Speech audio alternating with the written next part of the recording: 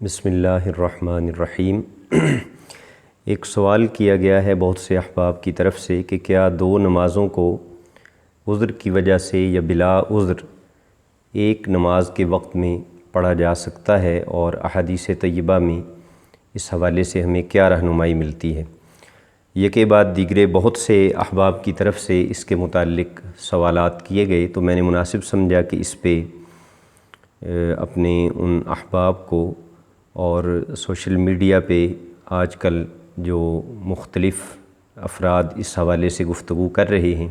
ان کی خدمت میں بھی یہ چند گزارشات پیش کی جائیں۔ اصل مسئلے پہ گفتگو کرنے سے پہلے چند بنیادی باتیں ہیں جن کا سمجھ لینا انتہائی ضروری ہے۔ سب سے پہلی بات تو یہ ہے کہ شرعی احکام خواہش نفس سے ثابت نہیں ہوتے۔ اگر میں چاہوں کہ کوئی حکم شرعی اپنی طرف سے ثابت کر لوں تو مجھے یا کسی عالم دین کو یا کسی مطالعہ کرنے والے شخص کو یہ اختیار اور یہ حق حاصل نہیں ہے کہ وہ کوئی نیا حکم شرعی اپنی طرف سے بیان کر دے۔ احکام شرع دلائل شرع سے ثابت ہوتے ہیں۔ احکام شرعی کے اثبات کے لیے دلائل شرعیہ چاہیے، اور پوری امت کا اس پر اتفاق ہے کہ سب سے اولین دلیل اور مصادر شریعت میں سے دلائل شرع میں سے سب سے اولین دلیل قرآن مجید فرقان حمید ہے۔ سورۃ النساء جو چوتھی سورہ مبارکہ ہے، اس کی 59 نمبر آیہ مبارکہ میں رب کریم ارشاد فرماتا ہے: اعوذ باللہ من الشیطان الرجیم، بسم اللہ الرحمن الرحیم، فَإِن تَنَازَعْتُمْ فِي شَيْءٍ فَرُدُّوهُ إِلَى اللَّهِ وَالرَّسُولِ، کہ اگر تمہارا کسی معاملے میں اختلاف رائے ہو جائے تو اس معاملے کو اللہ اور اللہ کے رسول صلی اللہ تعالیٰ علیہ وسلم کی طرف لوٹاؤ، ان کی بارگاہ میں اسے لے کر آؤ اور وہ جو حکم دیں اس کے مطابق عمل کرو۔ اسی طرح سورۃ النساء کی آیت نمبر 105 میں فرمایا کہ ہم نے آپ پر یہ کتاب حق کے ساتھ نازل کی ہے، لِتَحْكُمَ بَيْنَ النَّاسِ بِمَا أَرَاكَ اللَّهُ، تاکہ آپ اس کتاب میں جو ہم نے آپ کو سکھایا ہے، پڑھایا ہے، اس کے ذریعے لوگوں کے فیصلے فرمائیں۔ قرآن کریم کے بعد پھر دوسرا درجہ مصادر شریعت میں اور دلائل شریعت میں وہ سنت نبویہ کا ہے۔ سورہ مائدہ میں اللہ تبارک و تعالی نے 92 نمبر آیت میں فرمایا: وَأَطِيعُوا اللَّهَ وَأَطِيعُوا الرَّسُولَ، اللہ کی اطاعت کرو اور رسول کی اطاعت کرو۔ سورۃ الحشر میں وَمَا آتَاكُمُ الرَّسُولُ فَخُذُوهُ وَمَا نَهَاكُمْ عَنْهُ فَانْتَهُوا کے پیارے الفاظ کے ساتھ رسول اللہ صلی اللہ تعالیٰ علیہ وسلم کی سنت کی اور آپ کی اتباع کی اہمیت کو واضح کیا کہ جو رسول تمہیں دیں اسے لے لو، اور جس سے وہ منع فرمائیں اس سے تم باز آ جاؤ۔ یہ دو بنیادی اصول ہیں جن پہ کسی کا اختلاف نہیں ہے، قرآن کریم اور سنت نبویہ۔ اس کے بعد جو تیسری بات، بنیادی بات سمجھنے کے لائق ہے، وہ یہ ہے کہ ان دلائل شرعیہ سے احکام شرعیہ کو معلوم کرنے کے لیے اور مستنبط کرنے کے لیے کچھ اصول اور کچھ ضوابط ہیں۔ ایسا نہیں ہے کہ جو بھی اٹھے تو وہ جو بھی قرآن کی طرف منسوب کر دے اور حدیث پڑھ کے اس کا جو بھی معنی مفہوم بیان کرتا رہے تو اس کو تسلیم کر لیا جائے۔ قرآن مجید فرقان حمید کی تفسیر کے کچھ طے شدہ اصول ہیں، احادیث مبارکہ کے مطالعے کے کچھ طے شدہ اصول ہیں۔ ان میں سے ایک مسلمہ اصول یہ ہے کہ اگر قرآن اور حدیث میں بظاہر تعارض آ جائے، یعنی قرآن کریم کی آیہ مبارکہ ایک مسئلہ بیان کر رہی ہے، اس سے ایک حکم شرعی معلوم ہو رہا ہے، اور ہمارے سامنے ایک حدیث آ جاتی ہے، اس حدیث میں کوئی اور بات بیان کی جا رہی ہے، تو سب سے پہلے ان میں تطبیق کی کوشش کی جائے گی، یعنی کوشش کی جائے گی کہ ہم اس آیہ مبارکہ میں اور حدیث پاک میں اس طرح تطبیق دیں کہ ان کا وہ جو تعارض ہمیں نظر آ رہا ہے وہ ختم ہو جائے۔ اس کے تطبیق کے پھر اپنے قواعد ہیں جو علماء نے بیان کیے ہیں۔ اگر ان کے درمیان تطبیق نہ ہو سکے تو پھر ترجیح دی جائے گی۔ ظاہر ہے پھر ان میں سے کسی کو ایک کو تو لینا ہے اور اس پر عمل کرنا ہے۔ اسی طرح یہ بھی ایک مسلمہ اصول ہے کہ اخبار آحاد کے ذریعے قرآن کریم کی کسی نص کو منسوخ نہیں کیا جا سکتا۔ یعنی اگر کوئی خبر واحد ہے اور وہ کچھ اور کہہ رہی ہے اور قرآن کریم کچھ اور کہہ رہا ہے، اور ان میں جو تطبیق والا عمل ہے وہ ہم نہیں کر سکے، یعنی دونوں کا کوئی ایسا مفہوم بیان کر دیں کہ وہ جو بظاہر تعارض نظر آ رہا ہے وہ ختم ہو جائے، تو پھر ہم کیا کریں گے؟ پھر ہم قرآن کریم کو لے لیں گے اور اس حدیث کی یا تو کوئی تعویل کریں گے کہ اس کا جو معنی ہمیں سمجھ آ رہا ہے بظاہر وہ معنی نہیں ہے، اور جو معنی اس کا ہے حقیقتاً اس کے لیے ہم صحابہ اکرام کے اقوال کی طرف رجوع کریں گے، ائمہ دین کے اقوال کی طرف رجوع کریں گے کہ انہوں نے اس حدیث مبارکہ سے کیا سمجھا ہے۔ اسی طرح ایک بہت اہم بات جو اکثر نظر انداز کر دی جاتی ہے اور اسی کی بنیاد پہ بہت سے فتنے ہمارے سامنے آتے ہیں، وہ یہ ہے کہ جب بھی کسی مسئلہ شرعیہ پر، کسی حکم شرعی پر آپ نے ریسرچ کرنی ہے تو آپ سب آیات مبارکہ کو، سب احادیث کو اپنے سامنے رکھیے۔ ایک آیت کو لے کر کوئی فیصلہ صادر کر دینا یا کسی ایک حدیث کو لے کے کوئی حکم شرعی معلوم کر لینا اور اسی پر ڈٹ جانا، اور پھر جو خود سمجھا ہے ایک آدمی نے اس کی بنا پر، اس کی بنیاد پر دوسرے اہل علم کی توہین کرنا اور ان کے بارے میں انتہائی نازیبا الفاظ استعمال کرنا، یہ کسی طرح بھی اہل علم کا رویہ نہیں ہو سکتا۔ آخری بات جو اس حوالے سے تمہیدی سمجھنا ضروری ہے وہ یہ ہے کہ جس طرح قرآن مجید فرقان حمید کے متعلق یہ ایک طے شدہ اصول ہے کہ القرآن یفسر بعضہ بعضا، قرآن کی کچھ آیات کی تفسیر کرتی ہیں۔ قرآن کریم میں ایک جگہ پر کوئی بات اجمالی طور پہ اختصار کے ساتھ بیان کی گئی ہوتی ہے اور دوسرے مقام پہ اسی بات کی تفصیل آ جاتی ہے۔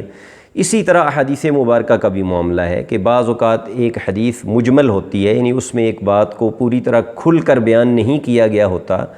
اس میں اجمال ہوتا ہے، اس کی ڈیٹیل بیان کرنے کے لیے اور تشریح اور تفصیل کے لیے پھر دوسری احادیث آتی ہیں اور وہ آ کر اس کی تشریح اور توضیح کر دیتی ہیں، اور پھر جب وہ دوسرے درجے کی احادیث، دوسری طرح کی احادیث آ جاتی ہیں، دوسرے درجے کی نہیں دوسری طرح کی احادیث آ جاتی ہیں جو اس کی تفصیل بیان کرتی ہیں، تو ان تفصیل بیان کرنے والی احادیث کی روشنی میں پھر اس مجمل حدیث کا معنی بھی متعین کیا جائے گا۔ یہ جو اصول و ضوابط آپ کی خدمت میں نے عرض کیے ہیں، یہ وہ اصول و ضوابط ہیں کہ جن پر پوری امت کا اتفاق چلا آ رہا ہے، اور اگر کوئی ان اصول و ضوابط کا انکار کرتا ہے، وہ کہتا ہے یہ تو ائمہ مجتہدین کے بنائے ہوئے ہیں، اور آج کل تو ماشاءاللہ ایسے اہل علم بھی سامنے آ رہے ہیں کہ جو کہتے ہیں کہ ائمہ مجتہدین کی ہمارے سامنے کیا اوقات ہے بھائی، وہ بھی انسان، ہم بھی انسان، تو ہمارے پاس بھی یہ حدیثیں پہنچی، ان کے پاس بھی پہنچیں، ہم بھی غور و فکر کریں گے اور جو ہمیں سمجھ آئے گی وہ ہم بیان کریں گے۔ تو بڑی ادب سے ان کی خدمت میں گزارش ہے کہ یہ جو استنباط کے قوانین ہیں اور اصول استنباط ہیں، یہ صرف ان ائمہ مجتہدین کے تیار کردہ نہیں ہیں، ان کے وضع کردہ نہیں ہیں۔ کسی بھی زبان پہ جب آپ بات کرتے ہیں اور اس کا جو علم لسانیات ہے اس پہ اگر آپ غور و فکر کرتے ہیں تو یہ سارے قواعد و ضوابط بنیادی طور پہ زبان و بیان کے قواعد و ضوابط ہیں کہ ایک آدمی جب بات کرتا ہے تو بعض اوقات وہ اپنی ایک بات کی ایک مقام پہ کھل کے وضاحت نہیں کرتا، دوسرے مقام پہ وضاحت کر دیتا ہے۔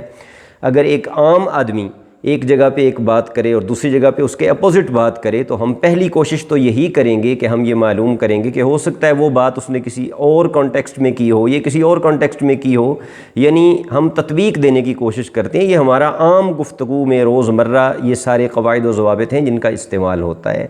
فقہائے کرام نے، ائمہ دین مجتہدین نے لسان کے، زبان و ادب کے ان قواعد کو ایک مرتب شکل دی ہے، اور پھر ان کو قرآن مجید فرقان حمید کے اوپر اور سنت نبویہ کے اوپر اور مصادر شریعت کے اوپر انہوں نے اپلائی کیا ہے، ان کی تطبیق کی ہے، اور اس سے انہوں نے احکام شرعیہ اخذ کرنے کی کوشش کی ہے۔ لہٰذا یہ جو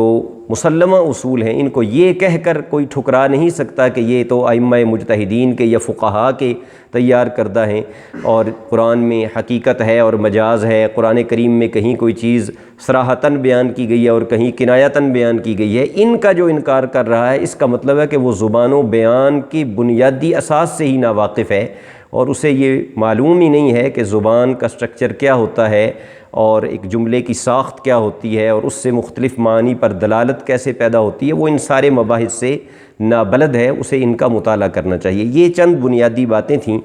میں امید کرتا ہوں کہ سامعین کرام نے انہیں توجہ سے سماعت فرمایا ہوگا۔ اب اس کے بعد ہم اصل سوال پہ آ جاتے ہیں کہ کیا دو فرض نمازوں کو ایک نماز کے وقت میں ادا کیا جا سکتا ہے؟ مثلا ظہر کا وقت ہے، ابھی عصر کا وقت شروع نہیں ہوا، تو کیا میں ظہر کی نماز پڑھ کے ظہر ہی کے وقت میں عصر کی نماز ادا کر سکتا ہوں؟ یا ابھی مغرب کا وقت ہے اور میں مغرب کی نماز ادا نہیں کرتا، یہاں تک کہ عشاء کا وقت آ جاتا ہے تو میں عشاء کے وقت میں ہی مغرب بھی ادا کروں اور عشاء بھی ادا کروں؟ کیا شریعت مجھے اس کی اجازت دیتی ہے اور کیا احادیث طیبہ میں اس کی اجازت ملتی ہے۔ تو میں نے ایک گفتگو سنی،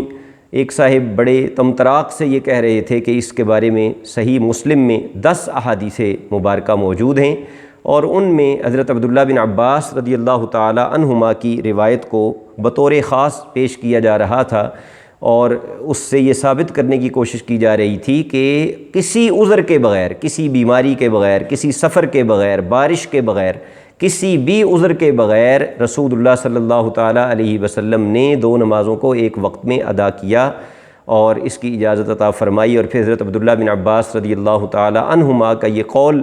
پیش کر کے یہ ثابت کرنے کی کوشش کی جا رہی تھی کہ انہوں نے اس حدیث کی تشریح میں فرمایا کہ حضور نے یہ اس لیے کیا کہ امت پر آسانی ہو جائے۔ اب یہ ایک سوال ہے جو ہمارے سامنے آتا ہے، اور اس پہ یہ ایک جواب بھی ہے جو ہمارے سامنے آتا ہے۔ بعض یہ کہتے ہیں جی کہ جب کوئی عذر ہو، آپ سفر پہ جا رہے ہیں تو آپ 2 نمازوں کو ایک وقت میں پڑھ سکتے ہیں، آپ بیمار ہیں تو پڑھ سکتے ہیں، تیز آندھی ہے، بارش ہے تو پڑھ سکتے ہیں۔ اور اس سے بھی آگے بڑھ کر ہمارے زمانے کے مجتہدین نے یہ کہہ ڈالا کہ اگر کوئی بھی عذر نہیں ہے، کوئی بیماری بھی نہیں ہے، کوئی کسی قسم کی کوئی پریشانی نہیں ہے، تو اس کے بغیر بھی جو چاہے وہ ایک نماز کو دوسری نماز کے وقت میں پڑھ سکتا ہے۔ اب ذرا ہم اس کا جائزہ لیتے ہیں۔ جو میں نے تمہیدی باتیں عرض کی ان میں سب سے پہلی بات یہ تھی کہ سب سے بنیادی دلیل ہمارے دین کی وہ قرآن کریم ہے۔ تو کیا قرآن کریم کو صرف ہم نے زبان سے ہی بنیادی دلیل کہنا ہے اور اس پہ ایمان نہیں رکھنا اور اس کی آیات کے مطابق ہم نے عمل نہیں کرنا؟ اب دیکھیے سورۃ النساء ہے، 4تھی سورہ مبارکہ قرآن کریم کی، اور آیت نمبر 103 ہے۔ اللہ تبارک و تعالی فرماتا ہے ان الصلاۃ کانت علی المؤمنین کتابا موقوتا، بے شک نماز اہل ایمان پر مقررہ وقتوں میں فرض کی گئی ہے۔ اس کی جو فرضیت ہے وہ وقت کے ساتھ بندھی ہوئی ہے، ہر نماز کے لیے ایک مقررہ وقت ہے اور آپ نے ہر نماز کو اسی کے مقررہ وقت میں ادا کرنا ہے۔ اس آیہ مبارکہ کی یہ تفسیر تمام مفسرین نے 12 صدیوں میں جتنے بھی مسلمان مفسرین گزرے ہیں، آپ کسی کو بھی اٹھا کے دیکھ لیجئے، اس نے اس آیہ مبارکہ کی یہی تفسیر کی ہے کہ نمازیں مقررہ وقتوں میں فرض ہیں۔ سورۃ البقرہ دوسری سورہ مبارکہ آیت نمبر 238 اللہ تبارک و تعالی فرماتا ہے حافظوا علی الصلوات والصلاۃ الوسطی، تمام نمازوں کی حفاظت کرو اور خاص طور پہ درمیانی نماز کی۔ اب نمازوں کی حفاظت سے کیا مراد ہے؟ مفسرین کرام یہی لکھ رہے ہیں کہ مراد یہ ہے کہ ان کو اپنے وقت پر ادا کرو، تاخیر نہ کرو، ان کو قضا کر کے نہ پڑھو، دوسری نماز کے وقت میں ادا نہ کرو۔ سورہ مؤمنون کی آیت نمبر 9 میں اللہ تبارک و تعالی نے فلاح پانے والے، کامیاب ہو جانے والوں کی صفات کا ذکر کرتے ہوئے فرمایا والذین هم علی صلاتہم یحافظون، کہ مفلحون یعنی کامیابی پا جانے والے دونوں جہانوں میں یہ وہ لوگ ہیں جو اپنی نمازوں کی حفاظت کرتے ہیں، یعنی انہیں اپنے مقررہ وقتوں پر پابندی کے ساتھ ادا کرتے ہیں۔ پھر سورہ معون کی آیت نمبر 4 اور 5 تو اس حوالے سے بہت ہی واضح اور اہم آیات ہیں کہ ان میں فرمایا فویل للمصلین الذین هم عن صلاتہم ساہون،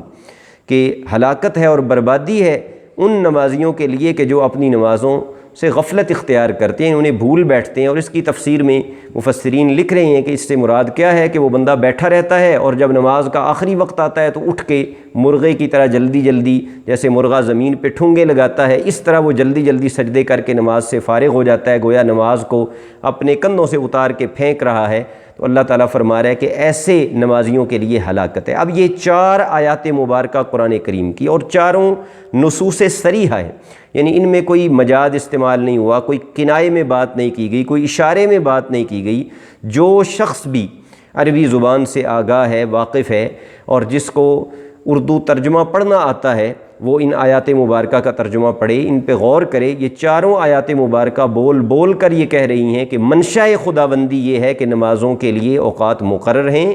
اور انہی مقررہ وقتوں پر ان کو ادا کیا جائے، یہی اللہ تبارک و تعالی بندوں سے چاہتا ہے، اور اس کی نگاہ میں مفلحون وہی ہیں جو اپنی نمازوں کے محافظ ہیں۔ اب یہ جتنی بھی آیات مبارکہ آپ کی خدمت میں نے پیش کی ہیں، یہ صریح آیات، یعنی ان میں ڈائریکٹلی ایک بات بیان کی گئی ہے اور کوئی اس میں اس طرح کے الفاظ استعمال نہیں کیے گئے کہ جن میں کوئی پیچ ہو، جن میں کوئی خم ہو اور جن کو سمجھنا کوئی بڑا دشوار ہو یا بڑا مشکل ہو۔ اس طرح کی جو صریح نصوص ہوتی ہیں ان کے مقابلے میں تو اگر کوئی ایسی خبر واحد بھی آ جائے، یعنی ایک بندے کی یا دو بندوں کی روایت کی ہوئی کوئی ایسی حدیث بھی آ جائے کہ جو بالکل ڈائریکٹلی بات کو بیان کر رہی ہو، جس کو ہماری اصطلاح میں غیر مؤول کہتے ہیں، یعنی ایسی حدیث بھی آ جائے کہ جو غیر مؤول ہو، جس میں کوئی تعویل نہ ہو، جو ڈائریکٹ اپنا معنی بیان کر رہی ہو،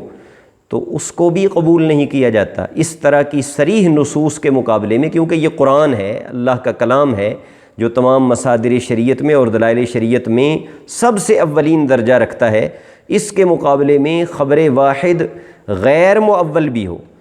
بالکل ڈائریکٹ ہو، اس کو بھی تسلیم نہیں کیا جا سکتا، اس کی بھی کوئی نہ کوئی اور اس کا معنی بیان کرنے کی کوشش کی جاتی ہے، تطبیق کی کوشش کی جاتی ہے۔ اور یہاں جتنی بھی احادیث مبارکہ نمازوں کو جمع کرنے کے متعلق، یعنی ایک وقت میں دو نمازیں ادا کرنے کے متعلق جتنی بھی روایات پیش کی جاتی ہیں، وہ ساری کی ساری روایات مؤول ہیں، ان کی تعویل ہے، ان میں جمع کرنے سے جو یہ حضرات مراد لے رہے ہیں وہ ہرگز مراد نہیں ہے۔ اب ہم اس کی طرف آتے ہیں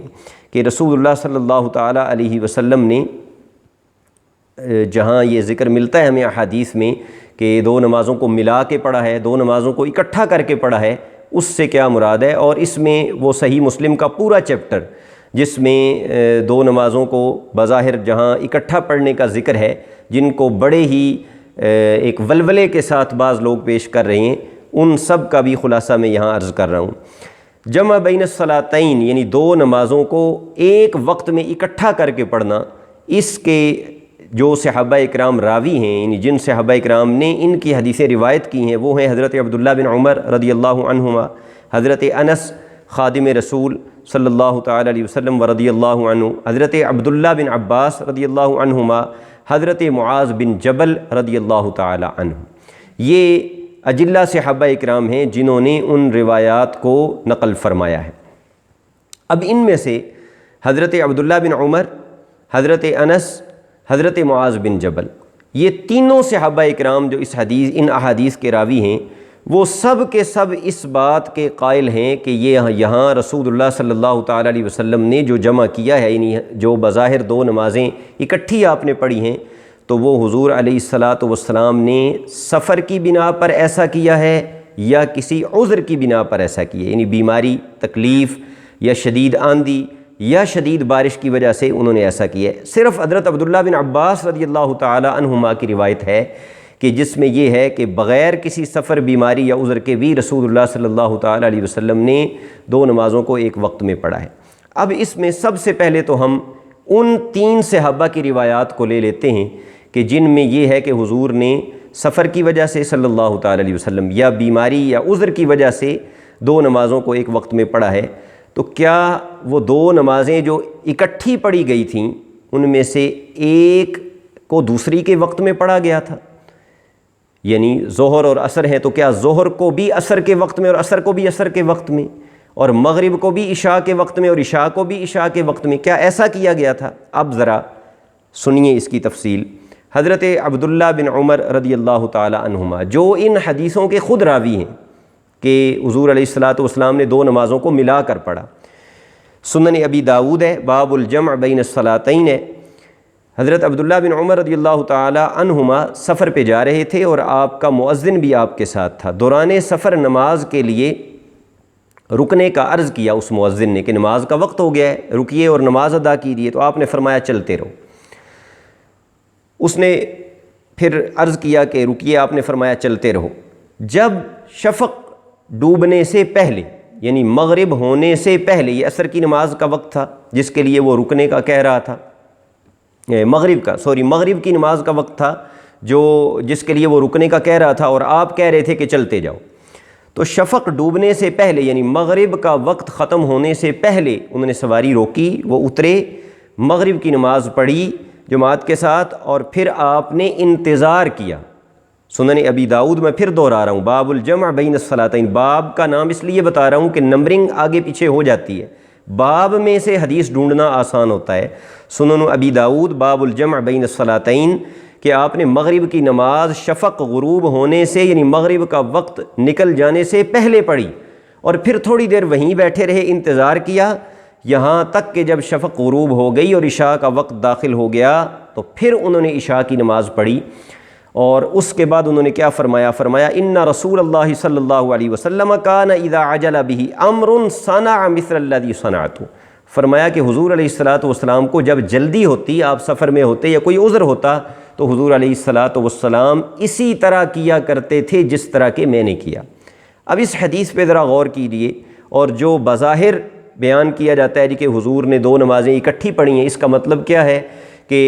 مغرب کو بھی عشاء کے وقت میں اور عشاء کو بھی عشاء کے وقت میں، یا ظہر کو بھی عصر کے وقت میں اور عصر کو بھی عصر کے وقت میں، تو حضرت عبداللہ بن عمر رضی اللہ تعالی عنہما کے اس عمل نے بھی اور قول نے بھی یہ بتا دیا کہ وہ ایسا نہیں تھا۔ وہ بظاہر دیکھنے میں تو دو نمازوں کو جمع کیا جا رہا تھا، جسے جمع سوری کہا جاتا ہے، لیکن وہ جمع حقیقی ہرگز نہیں تھی۔ ایک نماز کو اس کے آخری وقت میں پڑھا جا رہا تھا، اور پھر انتظار کر کے 2 4 10 منٹ 15 منٹ جب اگلی نماز کا وقت شروع ہوتا تو پھر اگلی نماز کو پہلے وقت میں اول وقت میں پڑھ لیا جاتا۔ اس کو صحابہ اکرام رضوان اللہ تعالی علیہم اجمعین نے مجمل روایتوں میں یوں بیان کر دیا کہ نبی کریم علیہ الصلوۃ والسلام نے ظہر اور عصر کو اکٹھا پڑھا ہے، یا مغرب اور عشاء کو اکٹھا پڑھا ہے۔ اب یہ جو حدیث ہے، کہا جاتا ہے جی، کہا جا سکتا ہے کہ یہ بھی تو خبر واحد ہے، تو اس کے بارے میں عرض ہے کہ اسے امام بخاری نے، امام نسائی نے، امام مسلم نے، امام طحاوی نے اور امام بہقی نے 18 طرق سے روایت کیا ہے، اور ماہرین اصول حدیث فرماتے ہیں کہ یہ حدیث مشہور ہے، اور یہ ان تمام احادیث کی تفصیل بیان کر رہی ہے کہ جن میں حضور علیہ الصلوۃ والسلام کے نمازوں کو جمع کرنے کا ذکر ہے۔ اسی کی دوسری روایت دیکھیے، حضرت عبداللہ بن عمر رضی اللہ تعالی عنہما سفر میں تھے، قاصد نے آ کر بتایا کہ آپ کی زوجہ محترمہ انتہائی بیمار ہیں، اور لگتا یہ ہے کہ ان کا آخری وقت آ چکا ہے، شاید کہ آپ ان کو زندہ دیکھ پائیں۔ تو آپ تیز تیز چلے، سورج غروب ہو گیا، مغرب کی نماز کا وقت شروع ہو گیا۔ عام معمول یہ تھا، یہ روایت کے الفاظ ہیں، عام معمول یہ تھا کہ وہ نماز میں تاخیر نہیں فرماتے تھے۔ تو اس دن وہ چلتے رہے اور کہا گیا کہ نماز پڑھ لیں، تو آپ نے فرمایا چلتے رہو، اور شفق غروب ہونے سے پہلے مغرب پڑھی، اور پھر دیکھتے رہے، جب شفق ڈوب گئی تو پھر عشاء کی تکبیر کہی، عشاء کی نماز پڑھی، اور پھر فرمایا کہ ان رسول اللہ صلی اللہ علیہ وسلم کان اذا عجل به السیر صنع کذا، جب حضور علیہ الصلوۃ والسلام کو جلدی ہوتی تھی سفر میں تو حضور اس طرح کرتے تھے۔ تیسری روایت ام المومنین سیدہ عائشہ صدیقہ رضی اللہ تعالی عنہا، اس کی راویہ ہیں، وہ بیان فرمانے والی ہیں۔ عطاء ابن ابی رباح رضی اللہ عنہ اس کے راوی ہیں۔ امام طحاوی نے شرح معانی الاثار میں اس کو صحیح سند کے ساتھ ذکر کیا ہے، فرماتی ہیں کان رسول اللہ صلی اللہ علیہ وسلم فی السفر یؤخر الظہر ویقدم العصر ویؤخر المغرب ویقدم العشاء۔ یہ حدیث بھی ان تمام احادیث کی تفصیل بیان کر رہی ہے کہ جن میں صرف جمع کرنے کا ذکر ہے کہ دو نمازیں اکٹھی پڑھیں، تو ان سے یہ سمجھ لیا گیا کہ شاید ایک وقت میں دو نمازیں پڑھ لی گئیں حضرت عائشہ رضی اللہ تعالی عنہا۔ اور یاد رہے کہ یہ وہ حضرت عائشہ رضی اللہ تعالی عنہا ہیں کہ جو فقیہہ ہیں، جو مجتہدہ ہیں، جو عالمہ بھی ہیں، معلمہ بھی ہیں، اور صحابہ اکرام جب کسی مشکل مسئلے میں پھنس جاتے تو ان کی خدمت میں جا کے مسائل دریافت کرتے۔ وہ فرما رہی ہیں کہ سفر کے دوران رسول اللہ صلی اللہ تعالی علیہ وسلم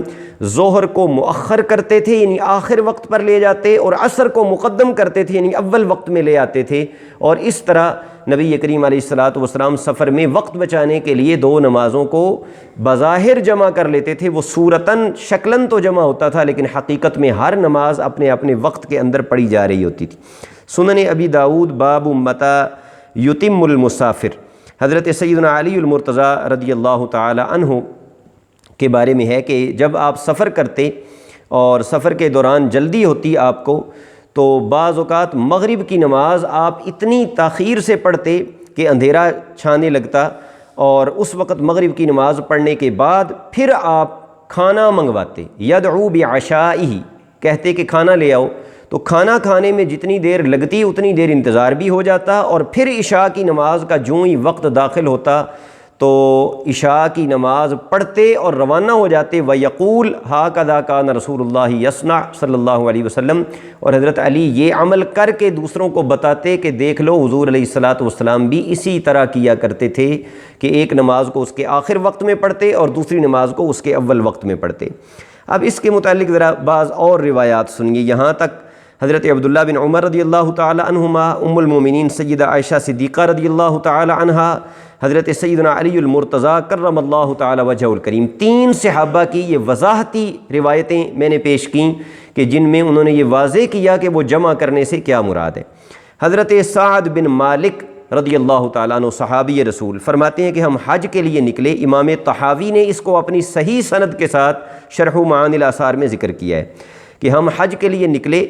ظہر و عصر اور مغرب و عشاء کو مقدم و مؤخر کر کے پڑھتے تھے ہم رستے میں، یہاں تک کہ ہم مدینہ سے مکہ مکرمہ پہنچ گئے۔ یعنی ظہر کو اس کے آخر وقت میں پڑھتے، عصر کو پہلے، مغرب کو آخر وقت میں اور عشاء کو اول وقت میں، اس طرح ہم پڑھتے رہے۔ حضرت عبداللہ بن مسعود رضی اللہ تعالی عنہما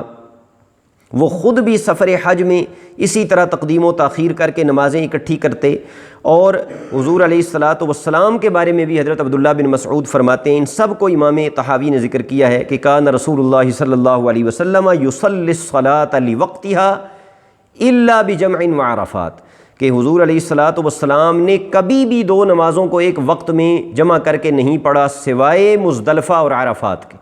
کہ وہاں نبی کریم علیہ الصلاۃ والسلام نے ایسا کیا ہے، اس کے سوا کبھی بھی ایسا نہیں کیا۔ اور یہ حضرت عبداللہ بن مسعود وہ ہیں کہ ان سے بڑھ کر حضور علیہ الصلاۃ والسلام کی سنت کا متبع اور آپ کی سنت سے آگاہ اور کوئی نہیں۔ حضرت عبداللہ بن عباس رضی اللہ تعالی عنہما کی جو روایت بڑے زور شور سے پیش کی جا رہی ہے کہ حضور علیہ الصلاۃ والسلام نے بغیر سفر کے، بغیر عذر کے، بغیر بیماری کے، بغیر کسی بارش یا آندھی کے، حضور علیہ الصلاۃ والسلام نے 2 نمازوں کو ایک وقت میں پڑھا ہے۔ تو اس کے حوالے سے بھی اب چند باتیں سن لیجیے۔ حضرت ابن عباس رضی اللہ تعالی عنہ کی اس روایت کے راوی ایوب سختیانی رضی اللہ تعالی عنہ ہیں، تو ان کو جب یہ حدیث پہنچی تو انہوں نے اپنے استاد سے، جنہوں نے ان کو حدیث بیان کی، جابر بن زید رضی اللہ عنہ سے، انہوں نے کہا کہ یہ جو حضرت عبداللہ بن عباس نے روایت کیا ہے کہ حضور نے 2 نمازوں کو جمع کیا، اظنہ اخر الظہر واجد العصر، میرا خیال یہ ہے، میرا گمان یہ ہے کہ نبی کریم صلی اللہ تعالی علیہ وسلم نے ظہر کو مؤخر اور عصر کو جلدی پڑھا، ظہر کو مؤخر کیا، عصر کو جلدی پڑھا، وأخر المغرب وعجل العشاء، اور مغرب کو اپنے آخری وقت میں اور عشاء کو پہلے وقت میں پڑھا ہوگا۔ اور دیکھنے والوں نے یہ سمجھ لیا ہوگا حضرت عبداللہ بن عباس رضی اللہ تعالی عنہما نے کہ یہ 2 نمازیں ایک وقت میں پڑھی گئی ہیں۔ تو جابر بن زید جو ان کے استاد ہیں، انہوں نے کہا وَأَنَا أَظُنُّ ذَلِكَ، میرا بھی یہی خیال ہے کہ ایسا ہی ہوا ہوگا۔ تو یہ جو جلیل القدر محدثین یہ کہہ رہے ہیں وَأَنَا أَظُنُّ ذَلِكَ، تو وہ آج کل چند کتابیں پڑھ کے اور چند حدیثیں رٹ کے مجتہد بننے والوں کی طرح نہیں تھے، ان کے دل میں خوف خدا تھا، یقیناً ان کے سامنے وہ احادیث طیبہ موجود تھیں کہ جو ان مجمل احادیث کی تفصیل کر رہی تھیں کہ جہاں 2 نمازوں کو جمع کرنے کا ذکر ہے، وہاں ایک کو اس کے آخری وقت میں اور دوسری کو اس کے پہلے وقت میں ادا کرنا ہے۔ اب اس کے ساتھ ساتھ حضرت سیدنا عمر فاروق رضی اللہ تعالی عنہ کے 2 ارشادات ہیں جن کو امام عبد الرزاق نے اپنے مصنف میں صحیح سند کے ساتھ ذکر کیا ہے کہ آپ نے حضرت ابو موسیٰ اشعری رضی اللہ تعالی عنہ کو یہ حکم نامہ لکھ کے بھیجا، اعلم ان جمعا بین الصلاتین من الکبائر الا من عذر، کہ اچھی طرح جان لو کہ 2 نمازوں کو اس طرح جمع کرنا کہ ایک نماز کے وقت میں ہی 2 نمازیں ادا کی جائیں، یہ کبائر میں سے ہے، کبیرہ گناہوں میں سے ہے، الا من عذر، سوائے عذر کے۔ یعنی اگر حضرت عمر فاروق رضی اللہ تعالی عنہ قائل ہیں بھی تو وہ عذر کی بنیاد پر جمع بین الصلاتین کے قائل ہیں، اور وہ جو عذر کی بنا پر جمع بین الصلاتین ہے اس میں ہم نے 6 روایتیں بیان کر دیں کہ اس سے بھی مقصود یہی ہے، حضور علیہ السلام کا بھی، حضرت عبداللہ بن مسعود، حضرت علی المرتضیٰ، حضرت ام المومنین عائشہ صدیقہ، حضرت عبداللہ بن عمر رضی اللہ عنہم اجمعین، ان اجلہ صحابہ نے ان حدیثوں کی یہی تفصیل بیان کی ہے کہ وہاں حقیقتاً جمع کرنا مقصود نہیں، بلکہ ایک نماز کو اپنے آخری وقت میں اور دوسری کو اول وقت میں پڑھنا مقصود ہے۔ حضرت ابو قتادہ رضی اللہ تعالی عنہ روایت کرتے ہیں، اسے بھی امام عبد الرزاق نے اپنے مصنف میں روایت کیا ہے کہ حضور علیہ الصلاۃ والسلام نے فرمایا کہ اگر کوئی بندہ سو گیا اور نماز کا وقت نکل گیا تو اس میں تو کوئی گناہ نہیں ہے، گناہ اس میں ہے کہ وہ جاگ رہا ہے اور نماز نہیں پڑھتا حتی یجیء وقت الصلاۃ الاخری، یہاں تک کہ دوسری نماز کا وقت آ جائے۔ تو حضور علیہ السلام تو اس کو گناہ قرار دے رہے ہیں، اس کو تفریط قرار دے رہے ہیں کہ ایک بندہ جاگ بھی رہا ہے، کسی قسم کی کوئی پریشانی مجبوری بھی نہیں ہے، اور ایک نماز کا وقت گزر جائے اور دوسری نماز کا وقت داخل ہو جائے۔ نبی کریم علیہ الصلاۃ کا اپنا فرمان بھی حضرت ابو قتادہ رضی اللہ تعالی عنہ سے مروی ہمارے سامنے آ گیا کہ حضور علیہ الصلاۃ نے واضح فرما دیا کہ نماز کو اتنا مؤخر کرنا کہ اس کا وقت نکل جائے یہ جائز نہیں ہے اور یہ تفریط ہے۔ اب اس میں دو باتیں آخر میں عرض کرنا ضروری سمجھتا ہوں، اور فیصلہ اپنے سامعین اور اپنے ناظرین پہ چھوڑتا ہوں کہ وہ غور کر لیں کہ کون سا رستہ جو ہے وہ زیادہ کامیابی والا رستہ ہے اور زیادہ محفوظ رستہ ہے کہ معاملہ اس فریضے کا ہے کہ جس کے بارے میں حضور فرما رہے ہیں صلی اللہ تعالی علیہ وسلم کہ قیامت کے دن سب سے پہلے نماز کے متعلق سوال ہوگا۔ تو خود ناظرین اس پہ غور کر لیں۔ ایک بات آخری دو باتوں میں سے یہ عرض کرنا چاہتا ہوں کہ نبی کریم صلی اللہ تعالی علیہ وسلم کا ایک عمومی فعل ہے، یعنی آپ نے ساری حیات مبارکہ میں نزول وحی کے بعد جو فعل کیا ہے اس کو ہر کسی نے دیکھا، ہزاروں نے دیکھا، لاکھوں صحابہ اکرام نے اسے دیکھا، آپ کے ساتھ نمازیں پڑھیں، ایک حضور کا عمومی فعل ہے۔ اور ایک اس عمومی فعل کے خلاف کوئی روایات ہمارے سامنے آتی ہیں، تو عمومی فعل کے خلاف کوئی روایات سامنے آ جائیں تو حتی الامکان انہیں اس عمومی فعل کی طرف ہی راجع کیا جاتا ہے۔ یہ بھی ایک طے شدہ اصول ہے، یہ ضابطہ ہے اور قاعدہ ہے۔ تو پھر نماز جیسی اہم عبادت جس کے بارے میں 4 آیات قرآنیہ میں نے آپ کی خدمت میں پیش کیں کہ جو یہ بار بار یاد دلا رہی ہیں کہ نماز کو اپنے مقررہ وقت پہ پڑھنا ہے، پھر حضور علیہ الصلاۃ سے جو نمازوں کے اوقات منقول ہیں، جبریل امین آئے اور انہوں نے آ کر نمازیں پڑھائیں، اور ان اوقات پر حضور علیہ الصلاۃ ساری حیات مبارکہ میں عمل کرتے رہے اور نماز باجماعت ان اوقات میں ادا کرتے رہے۔ تو آج جو لوگ امت کو یہ سبق دے رہے ہیں کہ کسی بھی معاملے کے بغیر، کسی بھی عذر کے بغیر آپ نمازیں جب چاہیں پڑھ سکتے ہیں، ایک نماز دوسری نماز کے وقت میں آپ پڑھ سکتے ہیں، میں نے خود ذاتی طور پہ ایسے نوجوانوں کو دیکھا کہ جو اس طرح کے نئے مجتہدین کی باتیں سن کر باجماعت جو 5 وقت کی نمازیں مساجد میں پڑھنے والے تھے، انہوں نے باجماعت نماز چھوڑی اور وہ ظہر پڑھنے آتے ہیں اور عصر ساتھ پڑھ کے چلے جاتے ہیں، مغرب پڑھنے آتے ہیں اور عشاء پڑھ کے چلے جاتے ہیں۔ انہوں نے اس کو 1 یا 2 مرتبہ کا نہیں بلکہ زندگی بھر کا معمول بنا لیا ہے۔ تو جو لوگ اس حدیث کو سمجھے بغیر اس سے یہ نتیجہ اخذ کر کے تو ہزاروں لوگوں تک یہ پہنچا رہے ہیں، وہ ذرا اتنا ضرور غور کر لیں کہ ہزاروں لوگوں کی یہ لاکھوں نمازیں کل قیامت کے دن اگر ان کے سامنے آ گئیں اور ان کا ان کو حساب دینا پڑا تو اللہ تبارک و تعالیٰ کی بارگاہ میں ان کے پاس کیا جواب ہوگا۔ اعلیٰ حضرت امام احمد رضا خان فاضل بریلوی رحمۃ اللہ تعالیٰ علیہ نے اپنے فتاوی رضویہ میں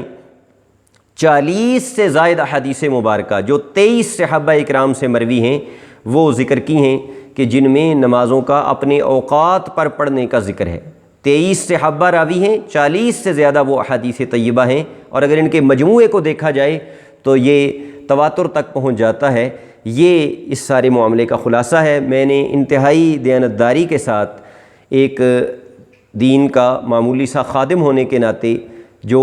کتب احادیث میں اور شارحین حدیث نے ان احادیث کی تشریح میں جو لکھا وہ اپنے معزز سامعین کی خدمت میں پیش کیا، اس کا خلاصہ 3-4 باتوں کی صورت میں آخر میں عرض کر دیتا ہوں۔ نمبر 1، قرآن مجید فرقان حمید دینی دلائل میں سے، دلائل شرع میں سے سب سے مقدم دلیل ہے، اور اس کی 4 آیات میں نے پیش کیں کہ جن میں بتایا گیا کہ نماز اپنے مقررہ وقت پر فرض ہے۔ فلاح پانے والے وہ ہیں جو اپنی نمازوں کی حفاظت کرتے ہیں، یعنی ان کو اپنے مقررہ وقتوں پر ادا کرتے ہیں، اور ان نمازیوں کے لیے ہلاکت ہے کہ جو نمازوں کو بھول جاتے ہیں اور ان کو اپنے وقت پر ادا نہیں کرتے۔ جن احادیث میں حضور علیہ الصلاۃ کے 2 نمازوں کو اکٹھا پڑھنے کا ذکر ہے، عذر کی حالت میں بھی، سفر کی حالت میں بھی، مرض کی حالت میں بھی، میں نے 6 روایات آپ کی خدمت میں پیش کیں جن سے ان روایات کی وضاحت ہوتی ہے کہ اس میں حضور علیہ السلام نے ظہر کو اپنے آخر وقت میں اور عصر کو اول وقت میں، مغرب کو آخر وقت میں اور عشاء کو اول وقت میں پڑھا۔ یہ ان مجمل احادیث کی تشریح بیان کر رہی ہیں۔ اسی طرح حضرت عبداللہ بن عباس رضی اللہ تعالی عنہما کی حدیث کے متعلق بھی میں نے واضح کر دیا کہ اس میں بھی محدثین کا، ماہرین حدیث کا باقی احادیث کو لے کر یہی فیصلہ ہے کہ اس میں بھی اگر حضور علیہ الصلاۃ والسلام نے بغیر عذر کے 2 نمازوں کو اکٹھا پڑھا ہے تو ایک نماز کو اپنے آخری وقت میں اور دوسرے کو اپنے اول وقت میں ادا کیا ہے۔ اس کے علاوہ چوتھی بات یہ ہے کہ حضور کا جو عمومی فعل ساری زندگی کا ہے نزول وحی کے بعد اور فردیت نماز کے بعد، وہ یہی ہے کہ حضور علیہ الصلاۃ والسلام نے ان نمازوں کو اپنے اوقات میں با جماعت ادا کیا ہے، اس لیے امت کے حال پہ رحم کیا جائے،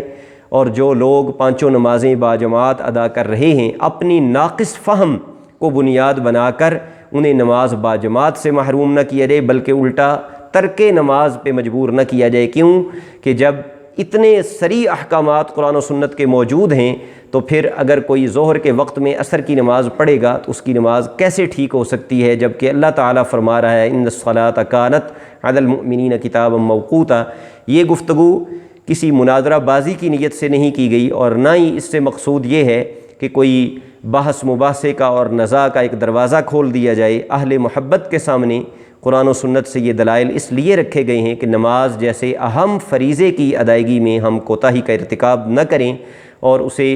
اسی طریقے پر ادا کرتے رہیں جس طرح رسول اللہ صلی اللہ تعالیٰ علیہ وسلم نے اپنی امت کو تلقین کی ہے۔ وآخر دعوانا ان الحمد للہ رب العالمین۔